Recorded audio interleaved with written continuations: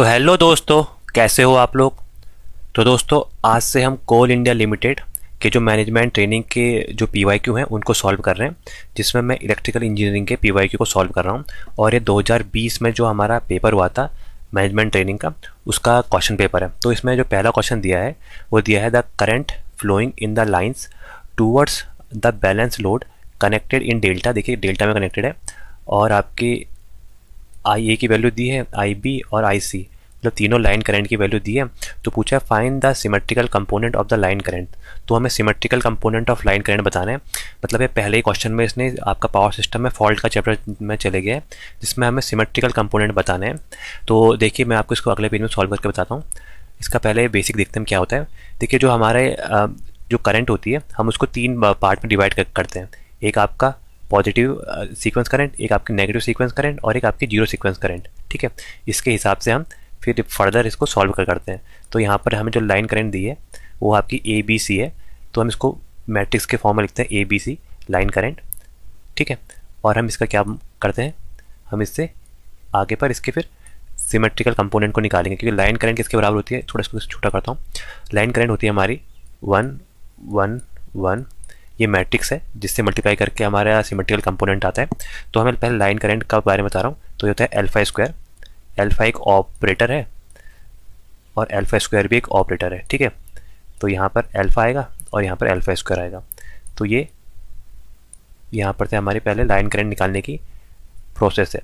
तो मैं इसमें आपको दोनों चीज़ बता रहा हूँ, लाइन करंट कैसे निकालते हैं और आपका सिमेट्रिकल कंपोनेंट कैसे निकालते हैं। तो आई ए जीरो है हमारा आपका जीरो सीक्वेंस कंपोनेंट करंट, आई ए वन है हमारा पॉजिटिव सीक्वेंस कंपोनेंट करंट, और आई ए टू है हमारा नेगेटिव सीक्वेंस कंपोनेंट करंट। ठीक है, तो हम यहाँ पर क्या करते हैं, हम आपके करंट को तीन भाग में डिवाइड करते हैं, एक पॉजिटिव सीक्वेंस करंट, एक नेगेटिव सीक्वेंस करंट, और एक जीरो सीक्वेंस करंट। तो यहाँ पर ये है हमारी लाइन वोल्टेज, और ये है हमारे सिमेट्रिकल कंपोनेंट। ठीक है, और ये है हमारी ए मैट्रिक या अल्फा मैट्रिक भी बोलते हैं। तो देखिए यहाँ पर ये सब हमें दिया है, हमें ये इनकी वैल्यू चाहिए आपके सिमेट्रिकल कंपोनेंट की। ये जो सिमेट्रिकल कंपोनेंट है, तो इसकी वैल्यू कैसे निकालेंगे, तो इन्वर्स करेंगे हम। तो इसका भी एक मैट्रिक्स लिख देता हूँ, ये याद होनी चाहिए। तो ये हमारे symmetrical component, zero symmetrical component, positive symmetrical component, और आपका नेगेटिव सिमेट्रिकल कंपोनेंट। ठीक है, तो ये हमारा कंपोनेंट आ गया। जब हम आपका इसका ट्रांसपोज करते हैं मैट्रिक का, तो यहाँ पर आता है 1/3। ठीक है, 1/3 आता है। बाकी यहाँ पर ये हमारा सेम रहता है, बस अल्फ़ा की जो वैल्यू है यहाँ पर ही शिफ्ट हो जाते हैं। 1 1 1 सेम आएगा, यहाँ पर भी 1 1 1 सेम आएगा। अब यहाँ पर अल्फ़ा स्क्वायर था तो यहाँ पर अल्फ़ा आ जाएगा, और यहाँ पर आपका अल्फ़ा स्क्वायर आ जाएगा। सेम केस में यहाँ नीचे जहाँ अल्फ़ा था वहाँ अल्फ़ा स्क्वायर, और यहाँ पर अल्फ़ा स्क्वायर का अल्फ़ा। ठीक है, तो ये आ गया। और यहाँ से हमारी लाइन करंट क्या है आपकी, आई ए आई बी आई सी, तीनों लाइन करंट लिख दी हमने। ठीक है, तो देखिए इसको सॉल्व कैसे करेंगे। अब हमें किसकी वैल्यू दी है, हमें लाइन करंट की वैल्यू दी है, इनकी वैल्यू दी है, और हमें इसका यूज़ करके, ये मैट्रिक्स का यूज़ करके हमें अपनी ये सिमेट्रिकल कंपोनेंट बताने हैं। तो देखिए इसमें क्या होता है, हमारा जो लाइन जो अल्फ़ा है, अल्फ़ा क्या हमारा एक ऑपरेटर है। ठीक है, alpha is a operator. Alpha जो होता है, अल्फ़ा की वैल्यू होती है 1 एट एंगल ऑफ 120 डिग्री। ठीक है, ये हमारा ऑपरेटर है, जिससे भी मल्टीप्लाई होगा तो ये 1 एट एंगल ऑफ 120 डिग्री इसको रोटेट कर देगा। 120 डिग्री कहाँ रोटेट करेगा, क्लॉकवाइज डायरेक्शन में रोटेट करेगा। और अल्फ़ा स्क्वायर है, अल्फ़ा स्क्वायर क्या करेगा आपका, ये करेगा आपका 1 at angle of 240 degree clockwise rotate कर देगा। ठीक है, क्लॉकवाइज किसी भी आपको क्वांटिटी को रोटेट कर देगा, या इसको हम क्या लिख सकते हैं, 1 एट एंगल ऑफ -120 डिग्री। ठीक है, -120 डिग्री ये रोटेट कर देगा, यानी एंटी क्लॉकवाइज।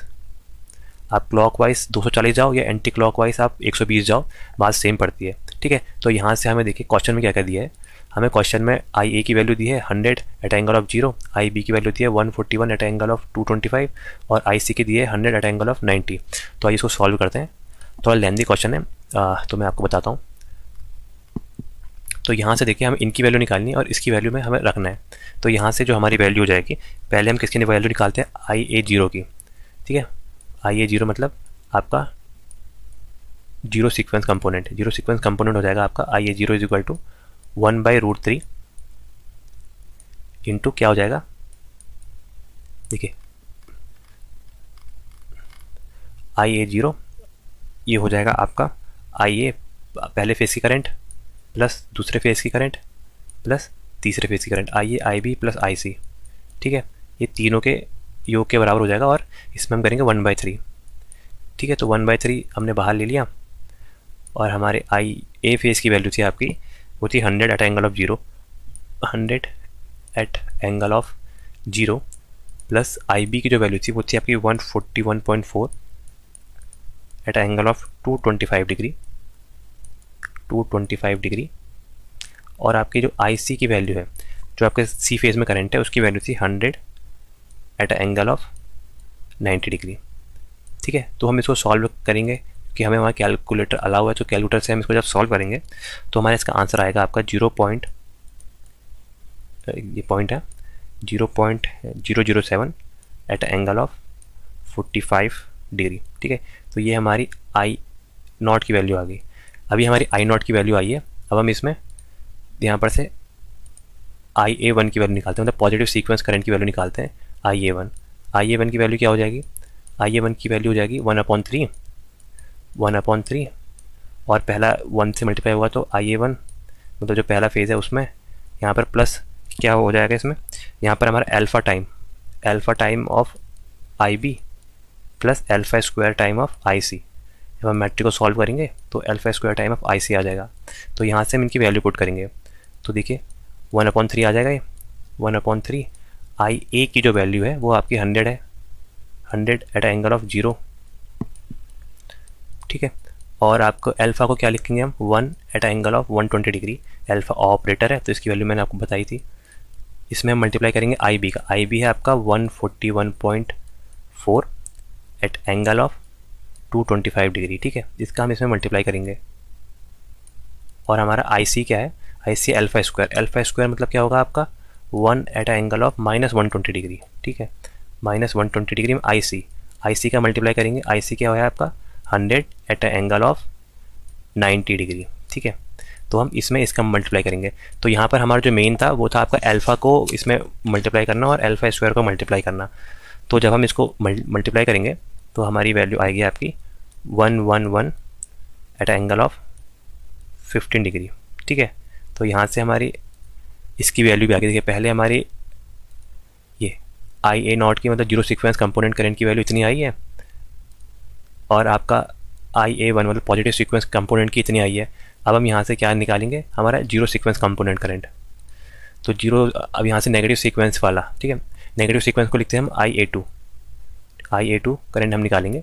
तो इसके लिए क्या करेंगे, सेम 1/3, बस यहाँ पर अल्फ़ा स्क्वायर पहले आ जाएगा फिर अल्फ़ा आएगा 1/3 और ये आएगा IA फेज़ में current plus alpha square times of IB second phase में current plus alpha times of IE। ठीक है, ये हमारा इसका फॉर्मूला है। अब हम इसमें से IA2 की वैल्यू निकालेंगे तो ये सी 1/3 और यहाँ पर था आपका 100 एट एंगल ऑफ 0, बाकी अल्फ़ा स्क्वायर की वैल्यू मैंने अभी बताई थी आपको क्या होगी 1 एट एंगल ऑफ -120 डिग्री। ठीक है, इसमें हमें IB की वैल्यू रखनी, IB की वैल्यू है 141.1 एट एंगल ऑफ कितना था 225 डिग्री। ठीक है, और यहाँ से IC की वैल्यू रखेंगे, इसमें हम पहले मल्टीप्लाई करेंगे, किसका मल्टीप्लाई करेंगे हम अल्फ़ा का, अल्फ़ा होता है 1 एट एंगल ऑफ 120 डिग्री। ठीक है, इसको हम करेंगे, देन IC की वैल्यू रखेंगे अब 100 एट एंगल ऑफ 90 डिग्री। तो यहाँ से हम इनकी वैल्यू रखेंगे, तो यहाँ से जब हम सॉल्व करेंगे तो ये आएगा हमारा 29.8 एट एंगल ऑफ 105 डिग्री। ठीक है, तो यहाँ से हमारे तीनों सीक्वेंस कंपोनेंट करंट की वैल्यू निकल गई है।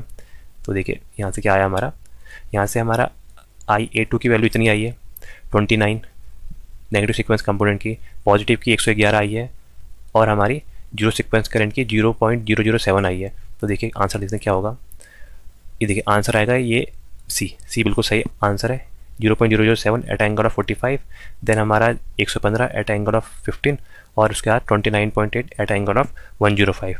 तो आइए अब अगला क्वेश्चन देखते हैं। ठीक है, इसमें थोड़ा सा मैं मार्कर छोटा कर देता हूँ। तो दिया है हमें question, a signal having a spectrum ranging from DC to 10 kHz is to be sampled and converted into discrete form. ठीक है, सैम्पल करके उनको डिस्क्रीट फॉर्म में कन्वर्ट करना है। What is the minimum number of sample per second that must be taken to ensure recovery. ठीक है, तो हमें कितने सैंपल पर सेकंड चाहिए ताकि हमारी रिकवरी बिल्कुल सही हो। ठीक है, मिनिमम पूछा है, मैक्सिमम नहीं पूछा है। तो इसके लिए हम क्या करते हैं, नाइक्विस्ट का रेट लगाते हैं, नाइक्विस्ट रेट। तो देखिए नाइक्विस्ट रेट क्या होती है, नाइक्विस्ट रेट को हम लिखते हैं FM, मैक्सिमम फ्रीक्वेंसी जो हम निकालते हैं वो हमारी होती है ग्रेटर देन और इक्वल टू होती है 2 × FM। ठीक है, नाइक्विस्ट रेट में जो फ्रीक्वेंसी होती है, इसको सैम्पलिंग फ्रीक्वेंसी बोलते हैं, FSM लिखता हूँ, सैम्पलिंग रेट की फ्रीक्वेंसी, ये वो होती है आपकी 2 टाइम्स ऑफ मैक्सिमम फ्रीक्वेंसी। ठीक है, तो अब यहाँ पर देखिए आप, ये हमें दिया है इतना, और यहाँ पर से देखिए DC टू 110, मतलब DC का मतलब क्या होता है आपका, DC मतलब होता है आपका फ्रीक्वेंसी 0 है, देन आपकी फ्रीक्वेंसी मूव करके कितनी होगी, फ्रीक्वेंसी होगी 10 kHz, 0 to 10 kHz है। तो इसमें मैक्सिमम क्या हो जाएगी, 10 kHz हमारी मैक्सिमम फ्रीक्वेंसी हो जाएगी। ये थोड़ा सा एडजस्ट नहीं हो रहा है अभी, 1 मिनट।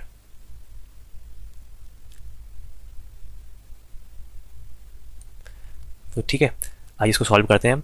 यहाँ से देखिए हमें मिनिमम बतानी है, मिनिमम के लिए हमें करेंगे यहाँ पर जो सैम्पलिंग रेट है वो मिनिमम कब होगा, जब इसके बराबर होगा, इससे कम में तो वो करेगा ही नहीं सैंपल। तो 2 × FM, FM की जो वैल्यू है वो आपकी है 10 kHz, 2 × 10 kHz, तो ये हो जाएगा आपका 20 kHz। आंसर आ जाएगा सैंपल फ्रिक्वेंसी का 20 kHz। kHz को क्या बोलते हैं हम, सैंपल पर सेकेंड। क्या आ जाएगा, सैंपल पर सेकेंड, S/सेकेंड। ठीक है, आंसर आ जाएगा 20 kHz।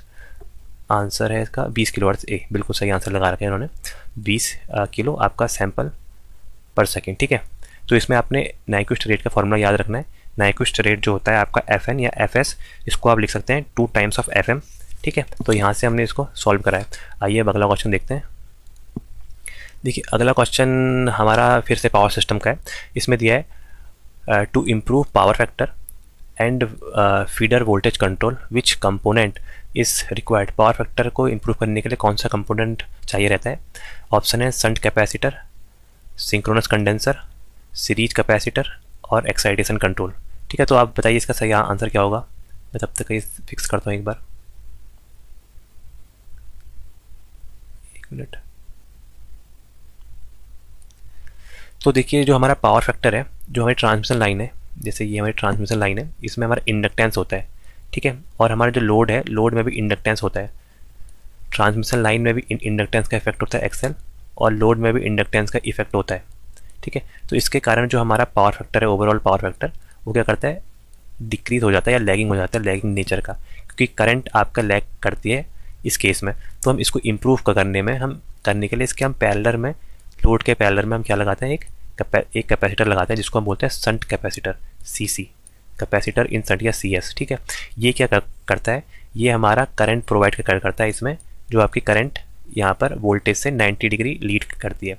तो देखिए जैसे हमारा ये हमारा वोल्टेज है, वोल्टेज से करंट जब हमारी 90 डिग्री लीड कर रही है ये IC, और हमारा जो ओवरऑल जो हमारा लोड था, लोड का जो हमारी करंट थी वो लैगिंग नेचर की थी, ऐसे IL। ठीक है, तो हमारा जब ये हम आपका कैपेसिटर यूज़ करते हैं शंट कैपेसिटर, तो इससे क्या होता है, हमारा ओवरऑल जो हमारा आपका पावर फैक्टर है वो इम्प्रूव होता है। देखिए यहाँ पर जो पैरेललोग्राम लॉ के थ्रू मैंने इसको यहाँ पर कनेक्ट करा, तो देखिए अब जो हमारा नई करंट आई है, नई करंट IR, ये बिल्कुल आपसे इसके V के करीबन आ गई है। तो हमने क्या करा, कैपेसिटर का यूज़ यहाँ पर करते हैं ताकि हमारा जो पावर फैक्टर वो है इम्प्रूव हो जाए इसमें। ठीक है, तो इसका सही आंसर हो जाएगा सीरीज कैपेसिटर का यूज़ करते हैं हम। तो आइए अब अगला क्वेश्चन देखते हैं। अगला क्वेश्चन दिया है, find the Laplacian of the potential function V = x² + y² + z²। ठीक है, हमें लाप्लासियन बताना है, मतलब EMFT का क्वेश्चन आ गया है। इसमें हमें एक पोटेंशियल फंक्शन मतलब वोल्टेज का फंक्शन दिया है जो XYZ में है। तो देखिए XYZ मतलब कौन सा, वो आपका ये फॉर्मेट में, ये है आपका कार्टेशियन में। ठीक है, तो ये किस में है, कार्टेशियन में। तो हम लाप्लासियन का जो फॉर्मूला लगाएंगे वो हम लगाएंगे कार्टेशियन फॉर्मेट में। तो लाप्लासियन को हम क्या बोलते हैं, इसको बोलते हैं हम आपका डेल स्क्वायर। ठीक है, डेल स्क्वायर, ये हमारा कार्टेशियन के उसमें हमारा फॉर्मूला होता है डेल स्क्वायर अपॉन या डो बाई डो एक्स स्क्वायर, ऐसा भी बोल सकते हैं आप, कंफ्यूज ना हो, डो बाई डो एक्स स्क्वायर प्लस डो स्क्वायर अपॉन डो वाई स्क्वायर, डबल डिफ्रेंशिएशन करना पड़ता है हमें इसका, इसको बोलता है लाप्लासियन, ठीक है, डो स्क्वायर अपॉन डो जेड स्क्वायर, ठीक है, ये इसका हमारा फॉर्मूला है। आइए इसको सॉल्व करते हैं, मैं अगले पेज में सॉल्व करता हूँ इसको। तो देखिए यहाँ पर हमें क्या दिया है, हमें यहाँ पर लाप्लासियन निकालना है, मतलब डेल स्क्वायर निकालना है किसका, जो हमारा फंक्शन है वोल्टेज, जो हमारा पोटेंशियल है वो फंक्शन है आपका एक्स वाई जेड का, एक्स वाई जेड, ठीक है, तो हमें इसका लाप्लासियन निकालना है एक्स वाई जेड का। तो क्या है फॉर्मूला आपका, डो स्क्वायर जो हमारा फंक्शन है v अपॉन डो एक्स स्क्वायर, ठीक है, प्लस डो स्क्वायर अपॉन डो Y square into function v, plus डो स्क्वायर अपॉन डो जेड स्क्वायर, ठीक है, और फंक्शन v मल्टीप्लाई हो जाएगा। तो देखिए हमारा फंक्शन जो है वो है आपका x square plus y square plus z square, तो d square upon d x square यहाँ पर से हम करेंगे और ये आ जाएगा x square plus y square plus z square, x square plus y square plus z square. देखिए तो पहले मैं आपको एक करके दिखा रहा हूँ, ऐसे सिमिलर हमारे सारे हो जाएंगे। तो देखिए यहाँ पर क्या है, नीचे हमारा x, तो ये सिर्फ x के रिस्पेक्ट में डिफ्रेंशिएट होगा, बाकी के रिस्पेक्ट में आ जाएगा जीरो। और अगर यहाँ पर y होता तो y के रिस्पेक्ट में ही होता, बाकी दोनों हो जाते जीरो। z होगा तो z के रिस्पेक्ट में ही होगा। तो ये क्या आ जाएगा, जब हम इसका डिफ्रेंशिएशन करेंगे डो अपॉन डो x हो जाएगा और ये एक्स स्क्वायर का डिफ्रेंशिएशन हो जाएगा 2x, ठीक है, तो ये आ जाएगा। तो आइए मैं इसको अगले पेज में दिखाता हूँ आपको कैसे करेंगे आप, ठीक है। तो इसको आगे सॉल्व करेंगे तो ये हमारा हो जाएगा डो अपॉन डो एक्स, एक्स के थ्रू करा तो यहाँ पर आ जाएगा 2x, प्लस डो अपॉन डो वाई, पहला डिफ्रेंशिएशन कर रहे हैं हम, डो अपॉन डो वाई करा और y के रिस्पेक्ट में करेंगे तो क्या आ जाएगा 2y, ठीक है, सेम टू सेम, प्लस डो अपॉन डो जेड करा और z के रिस्पेक्ट में करेंगे तो हमारा क्या आ जाएगा 2z, ये 2 है पहला वाला 2z। तो देखिए अब अगेन हमें x के थ्रू करना है, ये वाले में y के थ्रू करना है और यहाँ पर z के थ्रू करना है। तो d अपॉन डी एक्स और ऑफ 2x क्या होगा 2, यहाँ पर x का डिफ्रेंशिएशन करेंगे तो ये आ जाएगा 2, बाकी यहाँ पर y का डिफ्रेंशिएशन करेंगे 2y में तो ये आ जाएगा 2 और z का डिफ्रेंशिएशन करेंगे तो ये आ जाएगा 2, तो 2 प्लस 2 प्लस 2 कितना आ जाएगा 6। और आपका पोटेंशियल है तो वोल्ट पर मीटर स्क्वायर, तो इसकी वैल्यू आगे जो लाप्लासियन है डेल स्क्वायर v, जो आपका v है आपका फंक्शन था आपका एक्स वाई जेड जो कोऑर्डिनेट थे, उसकी वैल्यू आ जाएगी आपकी 6 वोल्ट पर मीटर स्क्वायर। तो देखिए इसका आंसर होगा answer B, answer C 6 volt पर मीटर स्क्वायर, बिल्कुल सही लगा रखा है आंसर। ये अगला क्वेश्चन देखते हैं। अगला क्वेश्चन दिया है the minimum watt metre required to measure 3 phase 3 wire balance और अनबैलेंस सिस्टम, मतलब कितने मिनिमम वाट मीटर चाहिए होंगे हमें पावर मेजरमेंट के लिए जो हमारे 3 फेज 3 वायर सिस्टम में आपका बैलेंस और अनबैलेंस दोनों पावर नाप सके। तो देखिए इसके लिए क्या होता है, हमारे एक साइंटिस्ट थे, उनका नाम था ब्लॉन्डल्स, तो उन्होंने अपनी थ्योरम दी। ब्लॉन्डल्स अंकल आए यहाँ पर, उन्होंने कहा अरे भाई पहले मेरी बात सुनो, मेरी एक थ्योरम है, तुम पहले इसको देख के जाओ, बाकी काम होते रहेंगे। तो ब्लॉन्डल्स अंकल ने अपनी थ्योरम दी, तो उन्होंने कहा क्या, अगर कोई भी आपका एन फेज का सिस्टम है, एन फेज का कोई सिस्टम है, मतलब 2 फेज हो 3 फेज हो 4 फेज हो, यहाँ फेज को मैंने लिखा है क्या कहा, ब्लॉन्डल्स थ्योरम ने कहा कि हमारा एन फेज का अगर कोई भी सिस्टम है तो एन फेज के सिस्टम के लिए हमें, यहाँ पर इसको एक बार मैं मिटाता हूँ, एन फेज का जो हमारा सिस्टम है अगर ये हमारा बैलेंस लोड है तो एन फेज के सिस्टम के लिए हमें n-1, एक मिनट, एन फेज के सिस्टम के लिए हमें n-1 वाट मीटर चाहिए, ठीक है, n-1 वाट मीटर हमें चाहिए अगर एन फेज का सिस्टम है। और अगर एन फेज का सिस्टम है मतलब एन फेज है और प्लस एक क्या है न्यूट्रल वायर है, एक हमारी न्यूट्रल वायर है। जब उन्होंने ऐसा बोला तो बोला कि इन्होंने कहा कि जब हमारा एन फेज और एक न्यूट्रल वायर है तो हमें एन वाट मीटर चाहिए, मतलब जैसे 3 फेज 4 वायर का सिस्टम होता तो हमें 3 ही यहाँ पर वाट मीटर चाहिए होते हैं। लेकिन अगर यहाँ पर हमारे एन फेज है, जैसे 3 फेज 3 वायर सिस्टम है तो n-1 हमें चाहिए रहेंगे वाट मीटर, मतलब n-1 कितना होगा 3-1 हो गया 2, तो यहाँ पर क्या आंसर हो जाएगा, सही आंसर हो जाएगा 2 वाट मीटर हमें चाहिए रहेंगे इसमें। आइए अगला क्वेश्चन देखते हैं। तो अगला क्वेश्चन दिया है calculate the magnetic flux density due to a circular coil of 100 ampere turn, ampere turn मतलब एमएमएफ दे दिया यहाँ पर 100 ampere turn and area of 70 centimetre square, area की वैल्यू दे दी, ऑफ द एक्सिस एक्सेस से on the axis of the coil at a distance of 10 centimetre from the centre. तो हमें यहाँ पर मैग्नेटिक फ्लक्स डेंसिटी मतलब बी की वैल्यू बतानी है। तो देखिए यहाँ पर क्या दिया है, एक हमें सर्कुलर यहाँ पर वो दिया रिंग, ठीक है। तो यहाँ पर हमें सबसे पहले इसकी हमें निकालनी पड़ेगी रेडियस, ठीक है। ये रेडियस जो सेंटर से डिस्टेंस होती है ये हमें निकालनी पड़ेगी आर, या इसको ए भी बोलते हैं। अगर इसका फॉर्मूला देखेंगे तो वहाँ पर इसको ए बोलते हैं। और इसमें डिस्टेंस दी है, डिस्टेंस है आपकी 10 सेंटीमीटर, जो हम डिस्टेंस को बोलते हैं यहाँ पर एक्स। तो ठीक है, यहाँ पर एरिया क्या होता है आपका सर्कल का, वो होता है आपका pi r square, pi r square. और यहाँ पर एरिया जो दिया है आपका total area of 70 centimetre, 70 centimetre को मीटर में कन्वर्ट करेंगे तो 70 इंटू 10⁻⁻⁴ हो जाएगा, और ये यूनिट चल जाएगी मीटर में, अपॉन पाई आर स्क्वायर। यहाँ से हम आर स्क्वायर, आर की वैल्यू निकालेंगे तो आर स्क्वायर हो जाएगा, आर स्क्वायर बराबर 70 इंटू 10⁻⁻⁴ अपॉन पाई। तो यहाँ से आर की वैल्यू क्या आ जाएगी, आर की वैल्यू या फिर जो आपकी रेडियस है उसकी वैल्यू आ जाएगी हमारी 0.0477 मीटर, ठीक है। ये हमारी रेडियस की वैल्यू आ गई। अब हमें यहाँ से मैग्नेटिक फ्लक्स डेंसिटी निकालनी है। तो देखिए मैं अगले पेज में सॉल्व करता हूँ। तो देखिए इसका फॉर्मूला क्या होता है मैग्नेटिक फ्लक्स डेंसिटी निकालने का। जो हमारा मैग्नेटिक फ्लक्स डेंसिटी वो होता है B, B is equal to μ0 upon 2 pi. μ0 आपकी एब्सोल्यूट परमेबिलिटी है अपॉन 2 पाई, ठीक है। और इसमें हम क्या मल्टीप्लाई करेंगे, एन आई ए, एन आई क्या है आपके MMF, और हमारा यहाँ पर ए है आपका करंट, नहीं ए है हमारा एरिया, सॉरी, ये number of turn into current upon area. और नीचे क्या आ जाएगा, नीचे आ जाएगा आर स्क्वायर जो हमारा रेडियस है उसका स्क्वायर, प्लस जो हमें डिस्टेंस से दिया, डिस्टेंस को एक्स लिख देता हूँ, एक्स का स्क्वायर का होल पावर 3/2। ये हमारा इसका फॉर्मूला होता है, ये आप याद कर लीजिएगा, बहुत बार क्वेश्चन पूछा भी गया है। तो देखिए सिंपल फार्मूला भी पूछा गया कि कौन सा फार्मूला सही है। तो देखिए यहाँ पर से हम μ0 की वैल्यू रखते हैं। μ0 क्या होता है 4 पाई इंटू 10⁻⁻⁷ हेनरी पर मीटर, ठीक है। ये हेनरी पर मीटर में ही है 10⁻⁻⁷, और आपका ये नीचे हो जाएगा 2 पाई। एन आई मतलब हमारा था MMF कितना दिया था हमें वो दिया था आपका, ये दिया आपको 100 और आपका 70 सेंटीमीटर।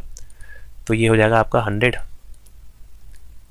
एरिया है 70 सेंटीमीटर, मीटर में कन्वर्ट करा था हमने इसको, तो आ जाएगा 70 इंटू 10⁻⁻⁴, ठीक है। और नीचे से आर स्क्वायर, हमने डिस्टेंस कितनी निकाली थी अभी, मतलब रेडियस, वो थी आपकी 0.0472 इसका स्क्वायर, प्लस एक्स जो हमारी डिस्टेंस है, ये भी मीटर में थी, एक्स कितनी डिस्टेंस है आपकी, डिस्टेंस दी है आपकी 10 सेंटीमीटर, मीटर में कन्वर्ट करेंगे तो 0.1, तो ये आ जाएगा 0.1 मीटर का स्क्वायर, 0.1 का स्क्वायर की होल पावर 3/2, ठीक है। तो अब हम इसको सॉल्व करेंगे। तो जब हम इसको सॉल्व करेंगे तो ये हमारा आंसर आ जाएगा आपका 103.53 माइक्रो टेस्ला, ठीक है। माइक्रो टेस्ला, क्योंकि बी की यूनिट होती है वो होती है टेस्ला, फ्लक्स डेंसिटी की टेस्ला होती है, और ये 10⁻⁻�6 आया है इसलिए हम इसको माइक्रो लिखते हैं। तो ये हो जाएगा 103.53, आंसर 103.53, 103.7, हाँ करीबन यही आंसर होगा, आंसर सी, ठीक है। तो अब अगला क्वेश्चन देखते हैं। तो अगला क्वेश्चन ये हमारा कंट्रोल सिस्टम का आ गया। इसमें दिया है हमारा for a system transfer function हमें दिया है, ट्रांसफर फंक्शन दिया है हमें किसी एक सिस्टम का, HS इज इक्वल टू, ये क्या लिखा है, S+5 अपॉन S² + 5S + 6। तो भैया find the zero state response बताना है हमें व्हेन इनपुट दिया हमें x ऑफ t की value e⁻³ u of t। तो ठीक है, तो यहाँ पर हमारे सबसे पहले ट्रांसफर फंक्शन क्या होता है, ट्रांसफर फंक्शन होता है हमारा Laplace of output upon input, ठीक है, Laplace of output upon Laplace of input. कब, जब हमारी इनिशियल कंडीशन क्या हो, जीरो, ठीक है, at zero initial condition IC को मैंने लिख दिया जीरो। तो ये होता है हमारा लाप्लास ट्रांसफॉर्म, ठीक है। तो यहाँ पर Laplace transform h of s की वैल्यू दी है, तो आइए इसको सॉल्व करते हैं। तो h ऑफ s क्या होता है, h ऑफ s जो हमारा ट्रांसफर फंक्शन होता है वो होता है आपका y ऑफ s, आउटपुट को हम लिखते हैं y ऑफ s और इनपुट को लिखते हैं हम x ऑफ s, ठीक है। तो यहाँ पर हमें सबसे पहले s डोमेन में कन्वर्ट करना पड़ेगा इनको, ये क्योंकि t डोमेन में दिए हुए हैं सब ये। तो पहले x ऑफ t मतलब इसको कन्वर्ट करते हैं e⁻³ t u of t। तो अगला पेज लेता हूँ मैं। तो देखिए x ऑफ t जो हमें दिया है इनपुट एक्स ऑफ टी देखिए आप, एक्स ऑफ टी दिया है हमें ई की power minus 3t you of T, unit impulse signal है टी यू ऑफ टी।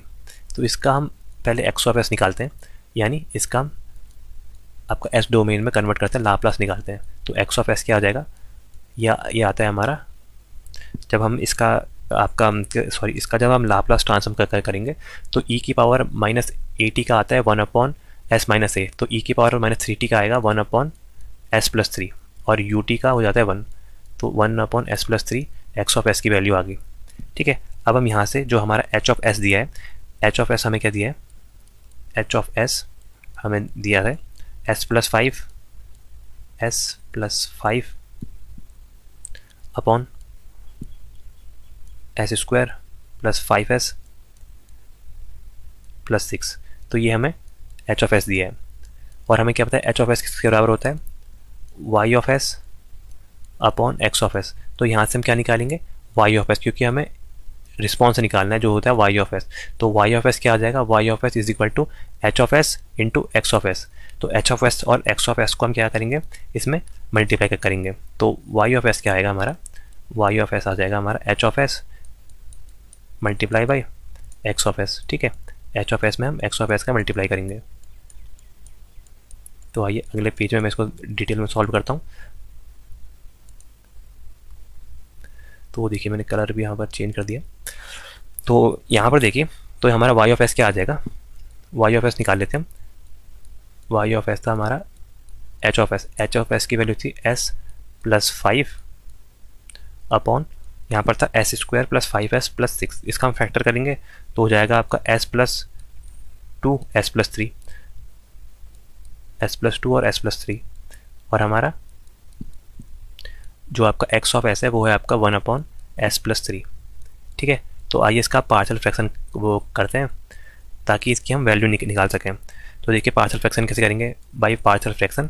यहाँ पर a/s प्लस 2 हो जाएगा, a/s plus 2 plus b/s plus 2 और ये s प्लस 3, और ये आपका स्क्वायर हो जाएगा, तो क्या आ जाएगा प्लस c/s प्लस 3 का होल स्क्वायर। तो यहाँ से a, b और c की हम वैल्यू फाइंड आउट करेंगे बाय यूजिंग पार्शियल फ्रैक्शन। ठीक है, तो यहाँ से आफ्टर सॉल्विंग आप सॉल्व कीजिएगा, अगर नहीं आएगा तो आप कमेंट कीजिएगा, मैं इसको अगली वीडियो में डिटेल में सॉल्व करके बताऊंगा।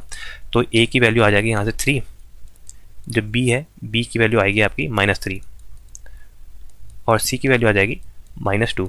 तो a b c की वैल्यू इस इक्वेशन में हम लोग पुट करेंगे। तो देखिए यहाँ पर से इस इक्वेशन में a b c की वैल्यू पुट कर रहे हैं, तो ये आ जाएगा a की वैल्यू पुट करी, एक मिनट कलर चेंज नहीं हुआ, a की वैल्यू 3 आ गई, नीचे है s प्लस 2। ठीक है, यहाँ पर b की वैल्यू है -3, तो प्लस माइनस माइनस हो जाएगा, ये -3 अपॉन नीचे आ जाएगा s प्लस 3, और इसके आगे फिर -2, c की वैल्यू -2 अपॉन s प्लस 3 का होल स्क्वायर, s प्लस 3 का होल स्क्वायर। ठीक है, आइए मैं नीचे सॉल्व करता हूँ। तो ये हमारी इसकी वैल्यू आ गई, ये आई हमारी y ऑफ s की वैल्यू। अब लेकिन हमें रिस्पॉन्स पूछा है, वो है हमारा y ऑफ t में। y ऑफ t कैसे निकालेंगे, हम इनवर्स लाप्लास ट्रांसफॉर्म करेंगे y ऑफ t के लिए। तो y ऑफ t हमारा आ जाएगा y of t is equal to, ये 3 हमारा कांस्टेंट है, 3 बाहर आ जाएगा, 1/s प्लस 2 का इनवर्स ट्रांसफॉर्म क्या होगा, ये होगा आपका e की पावर -2t, यहाँ प्लस है तो ऊपर माइनस आ जाएगा, e की पावर -2t, ये आ जाएगा -3, और s प्लस 3 का आ जाएगा e की पावर -3t, e की पावर -3t, और यहाँ पर -2 बाहर आ जाएगा, और ये 1/s प्लस 3 का होल स्क्वायर के लिए आता है आपका t प्लस e की पावर, वही e की पावर -3t, और इन पूरे का u ऑफ t से मल्टीप्लाई हो जाएगा, जो यूनिट रैम्प है उससे मल्टीप्लाई हो जाएगा u ऑफ t से। तो ये आंसर आ जाएगा आपका, ये आंसर आ जाएगा 3e की पावर -2t -3e की पावर -3t -2t e की पावर -3t। तो देखिए इसका आंसर देखते हैं। तो इसका आंसर आ जाएगा आपका, आंसर देखिए डी बिल्कुल सही है, 3t e की पावर -2t, 3e की पावर -3t और 2t e की power -3t u of t, और इसने u ऑफ t का अंदर पूरे मल्टीप्लाई कर दिया है। तो ये आंसर बिल्कुल सही है। आइए अब अगला क्वेश्चन देखते हैं। तो अगला क्वेश्चन हमें दिया है, the necessary and sufficient condition on the impulse response for stabilities. Stability के लिए हमारी नेसेसरी और सफिशिएंट कंडीशन क्या होती है? देखिए यहाँ पर सब आपका डिस्क्रीट डोमेन में दिया है, ठीक है, मतलब डिस्क्रीट सिग्नल है, तो इसलिए यहाँ पर समीशन दिया है, वरना अगर आपका कंटिन्यूस होता तो इंटीग्रेशन होता। तो यहाँ पर समीशन दिया है, तो हमारा क्या होता है, हम चाहते हैं कि हमारा जो बाउंडेड इनपुट है, बाउंडेड इनपुट अगर हमने किसी सिग्नल में दिया है तो उसका आउटपुट जो आएगा वो बाउंडेड आउटपुट ही आना चाहिए, तब हमारा सिस्टम होता है stable. Bounded input give the bounded output, तो हमारा सिग्नल बोलते हैं, तो हमारा सिस्टम होता है स्टेबल। और ये स्टेबल की कंडीशन तब आती है जब हमारा सिस्टम आपका टोटली इंटीग्रेबल हो इन केस ऑफ आपका कंटिन्यूस सिग्नल, और आपका टोटली समेबल हो इन केस ऑफ आपका डिस्क्रीट सिग्नल। डिस्क्रीट सिग्नल को मैं एक्स ऑफ एन लिखता हूँ। एक्स ऑफ एन अगर हमारा लेस देन इनफाइनाइट हो, मतलब इसकी कोई ना कोई फाइनाइट वैल्यू आए, टोटली इंटीग्रेबल हो, कहाँ से कहाँ तक का, के की वैल्यू आपकी माइनस इनफाइनाइट से लेकर आपकी इनफाइनाइट तक का हो, मतलब माइनस इनफाइनाइट से लेकर इनफाइनाइट तक का अगर हमारा कोई सिग्नल टोटली इंटीग्रेबल है या आपका डिस्क्रीट केस में टोटली समेबल है, तो हम उसको बोलते हैं आपकी स्टेबिलिटी कंडीशन, ठीक है, ऑफ अ सिस्टम। तो इसका सही आंसर हो जाएगा आंसर सी, बिल्कुल सही आंसर लगा रखा है। Summation k raise to minus infinity to infinity H of k should be less than infinite, क्योंकि एच ऑफ के का देखिए यहाँ पर मॉड लिया है, क्योंकि कोई सिग्नल ऐसा भी होता है जो आपका पॉजिटिव और नेगेटिव दोनों होता है, तो हमने मॉड लेके इसका समीशन निकाल रखा है। तो आइए अगला क्वेश्चन देखते हैं। तो ये वाला क्वेश्चन जो था ये हमारा सिग्नल और सिस्टम पे रिलेटेड था। तो अगला क्वेश्चन जो दिया है वो दिया है which of the when a single phase supply is connected across a single phase winding the nature of the magnetic field produce. देखिए ये अगेन आपका मशीन का क्वेश्चन आ गया। इसमें दिया हमने सिंगल फेज सप्लाई दी है, सिंगल फेज सप्लाई हमने सिंगल फेज वाइंडिंग को दी है, तो हमारा नेचर ऑफ मैग्नेटिक फील्ड बताइए। देखिए हमने सिंगल फेज सप्लाई है, यही हमने अगर अपने सिंगल फेज मशीन को दी है तो सिंगल फेज मशीन में जो मैग्नेटिक फील्ड आएगा वो पल्सेटिंग नेचर का आएगा। देखिए मतलब ऐसा आएगा, ठीक है, पल्सेटिंग नेचर का हमारा मैग्नेटिक फील्ड आएगा। और देखिए हमें सिंगल फेज इंडक्शन मोटर होती है, उसमें जो हमारा टॉर्क आता है वो आपका डबल रिवॉल्विंग थ्योरी की तरह एक आपका पॉजिटिव डायरेक्शन में मूव करता है ऐसे, ये पॉजिटिव टॉर्क है, और एक आपका नेगेटिव डायरेक्शन से आता है ऐसे, ये आपका नेगेटिव टॉर्क है। तो जब हम टोटल टॉर्क का इक्विवेलेंट निकालते हैं तो हमारा टॉर्क एट एनी इंस्टेंट, आप किसी भी इंस्टेंट में देखेंगे तो हमारी टॉर्क की जो वैल्यू आती है वो आती है 0, ठीक है, due to pulsating magnetic field के कारण हमारा जो टॉर्क आता है वो आता है 0। तो यहाँ पर जो इक्विवेलेंट टॉर्क के इक्विवेलेंट की वैल्यू आई है, टॉर्क इक्विवेलेंट वो आएगा 0 due to double revolving theory. One torque is forward direction moving and another torque is reverse direction moving. That's why the equivalent of torque is 0 at every instant of time. That's why single phase induction motor is not self starting. तो हमें single phase induction motor को self starting बनाने के लिए इसमें हम auxiliary winding का use करते हैं, जैसे हम कैपेसिटर का यूज़ करते हैं ताकि फेज शिफ्ट हो जाए, क्योंकि यहाँ पर पल्सेटिंग नेचर का मैग्नेटिक फील्ड बनता है। तो इसका सही आंसर हो जाएगा answer number A, pulsating in nature का मैग्नेटिक फील्ड प्रोड्यूस होता है, बिल्कुल सही आंसर है। तो आइए अगला क्वेश्चन देखते हैं। तो ये आज का लास्ट क्वेश्चन है। इसमें दिया है डिटरमाइन द फोर्स बताना है between the two parallel conductor of length 1 metre separated by 50 centimetre in air and carrying a current of 30 ampere in same direction and opposite direction, ठीक है। तो यहाँ पर इसने बोला कि हमें फोर्स बतानी है दो पैरेलल कंडक्टर के जो 1 मीटर की लेंथ के हैं और आपका 50 सेंटीमीटर उन दोनों के बीच में स्पेसिंग है, और दोनों करंट 30 एम्पियर का फ्लो कर रहे हैं, एक अपवर्ड कर रहा है एक डाउनवर्ड कर रहा है। तो देखिए क्या बोला है, यहाँ पर दो हमारे कंडक्टर हैं, ये करंट ले जा रहा है ऐसे ऊपर की ओर को, ये करंट ले जा रहा है नीचे की ओर को। देखिए अगर हमारा करंट एक अपवर्ड एक डाउनवर्ड है तो इसमें रिपल्सिव फोर्स लगेगा, एक दूसरे को धक्का मारेंगे ऐसे दोनों बाहर की ओर को, ठीक है। अगर दोनों सेम डायरेक्शन में करंट ले जाते हैं तो दोनों आपके अट्रैक्टिव नेचर के होते हैं, तो हमारा करंट यहाँ पर जो होते हैं ये अपने आप को अट्रैक्ट करते हैं, ठीक है। तो यहाँ पर हमें फोर्स निकालनी है, तो फोर्स का फॉर्मूला क्या होता है मैं आपको पहले यहाँ बता देता हूँ, फिर पीछे नेक्स्ट स्लाइड में अच्छे से सॉल्व करेंगे।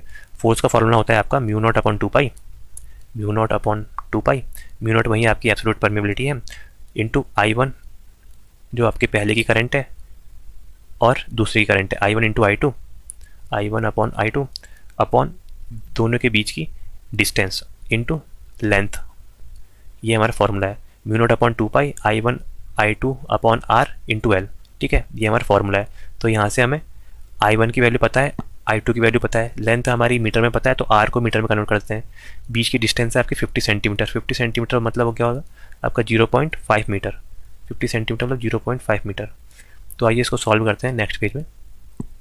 तो देखिए इसको कैसे सॉल्व करेंगे। तो यहाँ से हमें फोर्स निकालना है। फोर्स के लिए क्या है बताया मैंने आपको, म्यू नॉट अपॉन 2 पाई। म्यू नॉट की वैल्यू 4 पाई इंटू 10⁻⁻7 हेनरी पर मीटर होती है, अपॉन ये 2 पाई है I1 इंटू I2, क्योंकि दोनों की वैल्यू सेम है, दोनों की वैल्यू 30 इंटू 30 हो जाएगा, 30 इंटू 30, और दोनों की लेंथ है आपकी 1 मीटर, तो लेंथ 1 मीटर से मल्टीप्लाई हो जाएगी, और दोनों के बीच की डिस्टेंस है 0.5 मीटर। ठीक है, तो ये क्या आ जाएगा, यहाँ से ये कट जाएगा 2 बार, 1 ये 0.5 को लिखेंगे 1/2, 2 पर चला जाएगा, 2 2 जा 4 और 9 9 4 जा 36, 36 ये हो जाएगा 1 2 3 4, यहाँ पर से ये 0 हट जाएंगे तो आ जाएगा 0.36 इंटू 10⁻⁻3। फोर्थ है तो इसकी यूनिट होगी न्यूटन, तो इसका आंसर आ जाएगा 0.36 इंटू 10⁻⁻3। 0.36 इंटू 10⁻0.36 इंटू 10, देखिए बिल्कुल सही आंसर, सी इसका सही आंसर है ये। तो उम्मीद करता हूँ कि आपको ये वीडियो समझ आई होगी।